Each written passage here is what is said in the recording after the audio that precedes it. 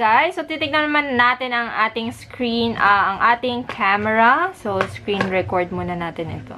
Ayan. So, tingnan nyo kung gaano kapakak talaga ito. Check ko muna ngayon is front camera. And, bukas sa alis tayo, check natin yung battery and so on and so on. So, right now, it's 79%. So, kaka-open ko lang nito, 79%. Tignan natin hanggang saan itatagal ang 79% ng iPhone 12 Pro Max. Ayan, so, check na natin yung kanyang stabilization. So, tignan nyo naman. So, medyo shaky ngayon. Hindi pala medyo. Ayan. Dahil puro hams dito. Shaky siya. Pero tignan naman yung stabilization niya, diba? Ayan. Hindi siya ganung nakakahilo compared sa dati na na sobrang shaky na may hilo ka. So, ito level na siya sa DJI Osmo.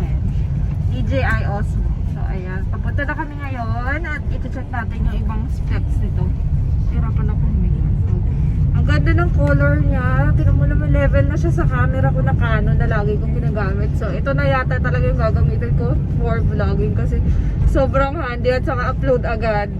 Dito na rin ako mag-edit. So, ayan no. So, pakita ko. Ito yung front camera niya. Pag video.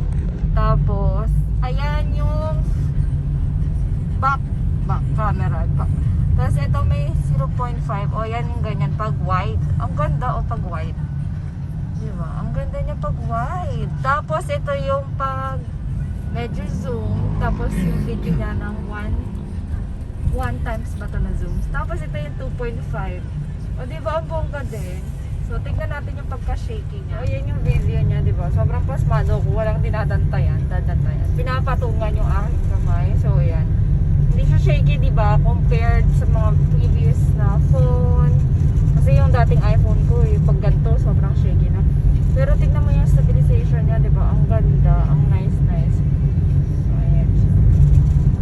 So, ayan ang ating review for the camera, for the video, recording, stabilization, and everything. So, ano po ba yung review natin? So, when it comes to the battery, thumbs up. Alam nyo kasi 71% ko to nakuha kahapon nung nag-video ko. Tapos, ito na ngayon, ilang percent pa rin siya, nasa 20% pa rin siya. Ayan. Ang bongga niya kasi ang dami na namin ginamit dito. Nanood na kami dito. Nakapag-video call na. Ilang oras ka ba nakapag-video call dito? Mga an hour din yata siya nakapag-video call. Tapos nanood pa kami ng misa, ng simbang gabi. Tapos nag-download pa ako. Nag-download pa ako. So, ayan. Ang bongga, diba? So, that's it for my review. So, I'll be giving my final update later. Kasi magpapagas bago ko i-end to. Hi guys! So, ayan. So, nakabili na ako ng charger. Kasi, ay, hindi man charger. Adapter lang pala yun. Kasi may charger nga, diba? So, yung earpods, wala. Hindi naman ako nag-earpods. So, ayan. Siguro mag-earpods ako kapag nagtitiktok. Pero wala pa naman akong planong mga rare ng aking TikTok. So, ayan. So, we're going home now. So, that's my final review sa aking new iPhone 12 Pro Max. So, ayan. Sobrang pack na pack talaga. As in, yung camera, yung battery life. Kanina pa ako dumadaldal dito. May 10% pa ako sa battery life. Kahapon pa ako nag-charge. Actually, hindi ko pa pala na-charge to. From 71%, ang dami ko nang nagawa. Sobra, ang galing. So, highly recommended. So, ayan. Worth the price naman talaga siya. In fairness talaga. Syempre, Apple naman talaga. And, ayun. Tapos, yung camera, wala akong masay. Kita lahat ng oiliness ko sa katawan. Sa lahat ng aking mga pores and pimples. So, that's it for my review. I'll see you guys sa aking next vlog. So, try ko mag-compare na ibang phones para may idea kayo. Like for me, from iPhone 7 to iPhone 12, it's a big update talaga. It's a big upgrade pala. Ayan. So, ayan. Ilang iPhone